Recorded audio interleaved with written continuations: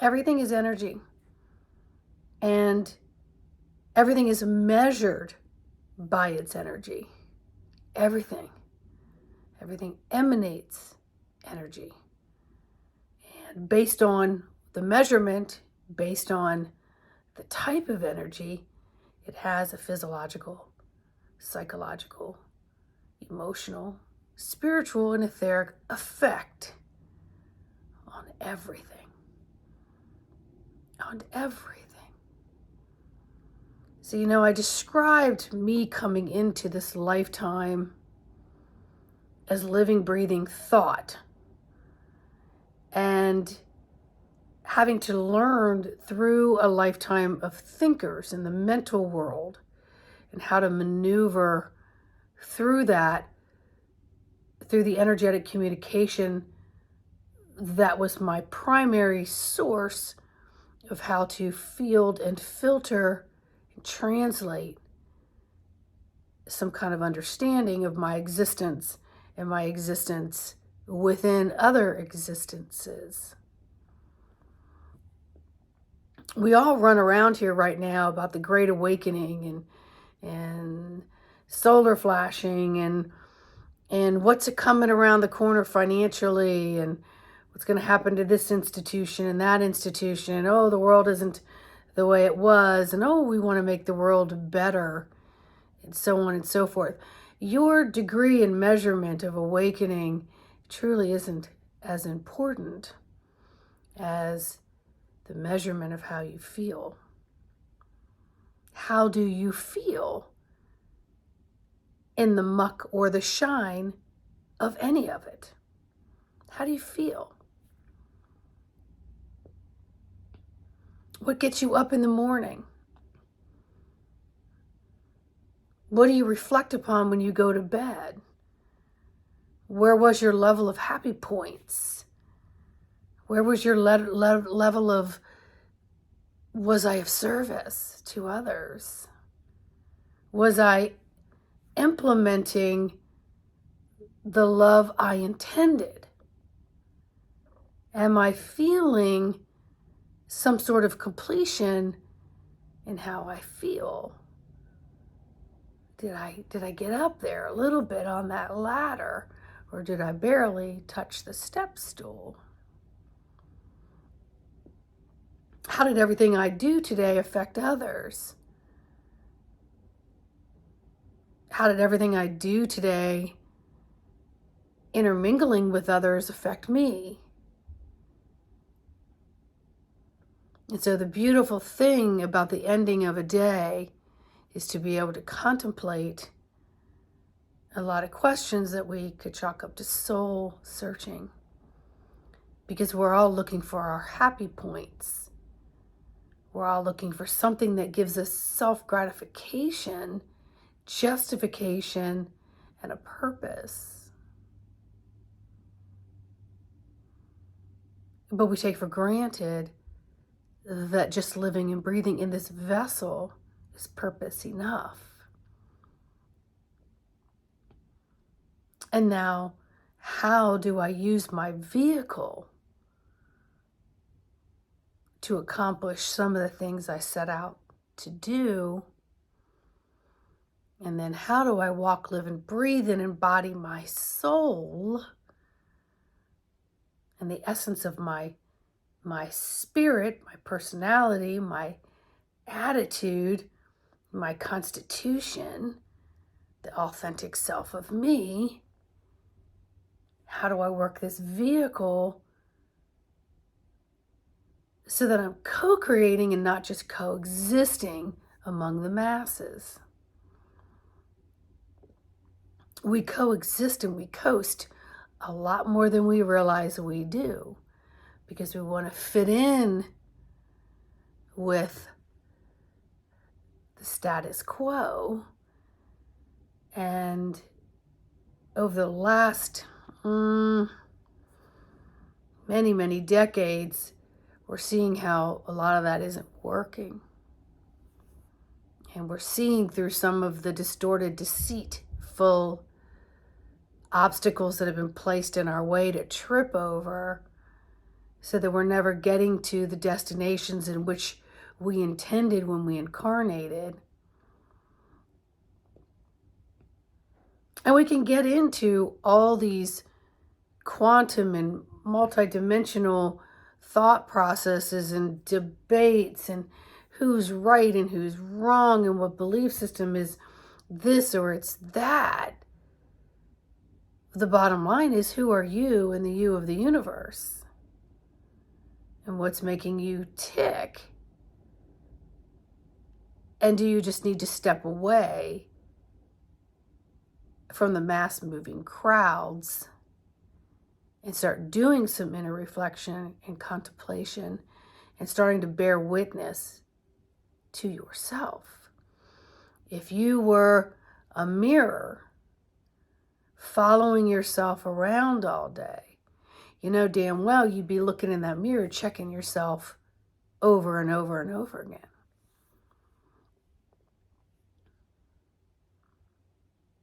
So we have to look at the merging of the higher self with physical self, that soul embodiment, as bearing witness and observing and gently nudging and reminding you, hey, you came in here for more. You don't need a lot of taps on the shoulder of accolades to get there. It's just, are you content with the me, myself, and I of you in the universe, because you're enough with your innate God spark self as the God that you are, here on missions to experience as much experiential lessons, good, bad, and indifferent, as possible. And some of them were on your bucket list. So when you get this gnawing urge to make a change, sit back, connect with that breath, and ask yourself, hey, what's happening here? And ask for guidance. And give yourself the tuning and the conditioning and the spiritual athleticness support so that you can achieve those things. And it's not just the highest quality of food and water and rest and being safe in those spaces. It's also about, am I really nourishing my soul so that it is being nurtured, watered, soiled, fertilized, conditioned?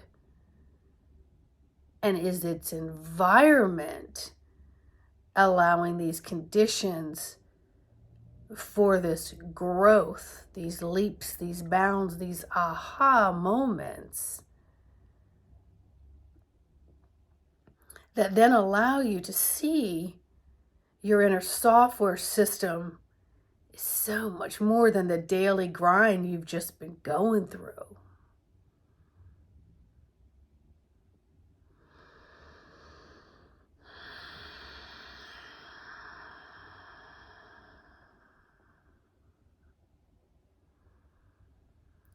You're always giving your physical and your mental additional supplements and additional reading and expansion of what's new, what works better, what feeds this system, what feeds that system, pulling away from things that are not in its highest interest over stimulation. We do all these things when we're raising our children. But then again, we find ourselves on the conveyor belt, just humming along, just like every other manufacturing unit, just conveyor belting. And maybe some of us don't want to wind up in those destinations as we get decades older. We want to turn that corner now. It's a pivoting moment. So the awakening is feeling more happiness within self, more gratification and satisfaction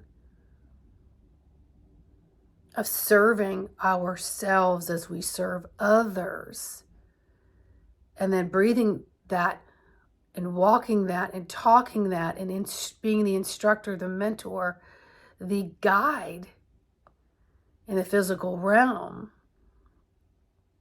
as you're walking with your unseen guides that you feel everywhere. And then when you embody all of that, you start to see it in others. And one experience I've been experiencing a lot recently is other people's higher selves talking through them. And I can feel and see and sense the difference. And it's been a little bit of like, I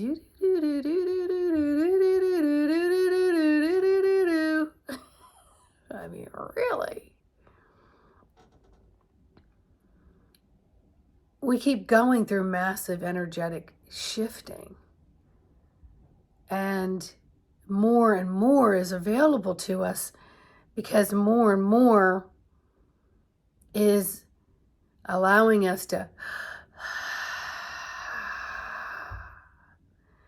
balance that central nervous system, and then to allow our energetic feelers to go out beyond what we have mummified ourselves in our energy field. It goes way beyond and way out.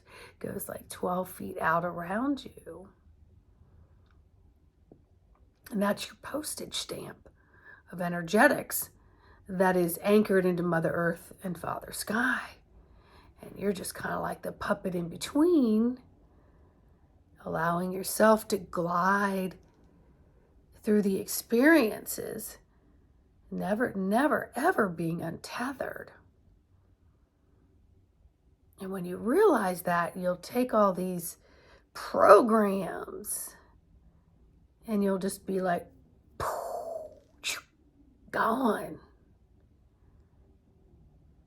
Here is my portal of entry.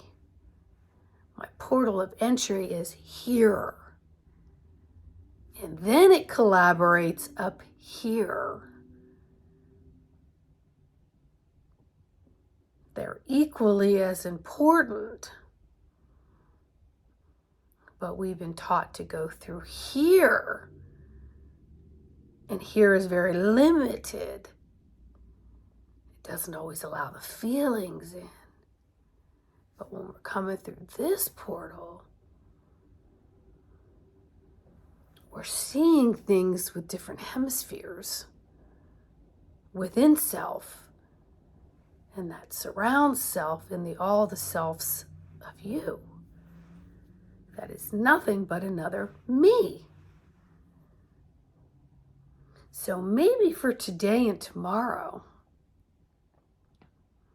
why don't you check yourself in a reflecting mirror? Become and bear your own witness of who you are and how it is that you're moving, and how is your physical body expressing what it really desires. So it may be that you slow your roll and you're extending with more poise and more grace as you learn to gain momentum in your steps and maintain this heart portal. And the information that's going to come in through these extended tentacles that have all these God source feelers on them. They're going to allow you to bring information in and teach you to translate them differently. And then you'll realize that so much of this information isn't even yours to hang on to, so you're just going to let it bypass right through, just like the invisible wind. Just go right through. It's going to free up the visceral organs so they're not all smashed together from all the physical sitting. You're going to want to extend out. You're going to want to organize. You're going to want to make little notes and little plans. And you're going to check in with yourself. hey, how am I doing? And you're going to tap into that feeling sensory perception. And then you're going to hone in and you're going to skill it until you become more masterful at learning different ways to communicate with self through the exterior world, through the interior world. And the dialogue is going to be a little bit different. So make the time. Spring is coming here in the Northern Hemisphere, and we're going to start being able to walk so much more and commune with beautiful nature and flowers blossoming, and get out of the confinements of being inside. And then we're going to want to air out and clean up and dust what has been kind of locked up because it was protecting itself from the external cold environment. So everything's been bundled up. So spring and summer is coming, and we're going to unbundle. And we're going to bring in more of that fortifying God's sun. And we're going to know that we're tethered and we're completely earthbound in this flesh and bones. And then we're going to glide and play by dialoguing with our inner child. And some of the thoughts and the dreams and the desires are going to start getting triggered and come back up. And you go, you know what? I really wanted to do this. I just never did. Well, we've allowed life to get in the way because we're allowing a life to occur to us instead of living and gliding through it as operators, controllers, and commanders of this vehicle. Let's just take it a step further. I strongly suggest you take advantage of my zone technique therapy special that I'm going to continue through the month of March to help align and attune and atone so you can release some stuff that you don't need and realize, whoa, I had no idea there was a gear shift and a dial and a information pathway within this. Like, oh, I didn't know that was there. That's so cool. Because it will put you in a calmer state of being. And in a calmer state of being, things flow. So you make that session by emailing me at info@embodimentofthesoul.com. It'll be in the description. We do it by phone, my friends. Phone or Zoom. But we have to start getting this mental, physical, spiritual, emotional conditioning as a spiritual athlete. It's time. This is day one. And we got to start with that nutritional support and the athletic tools that are available to us. So I look forward to hearing from each and every one of you. Have an amazing day. Please like, subscribe, share, and I love all of your comments. Bye.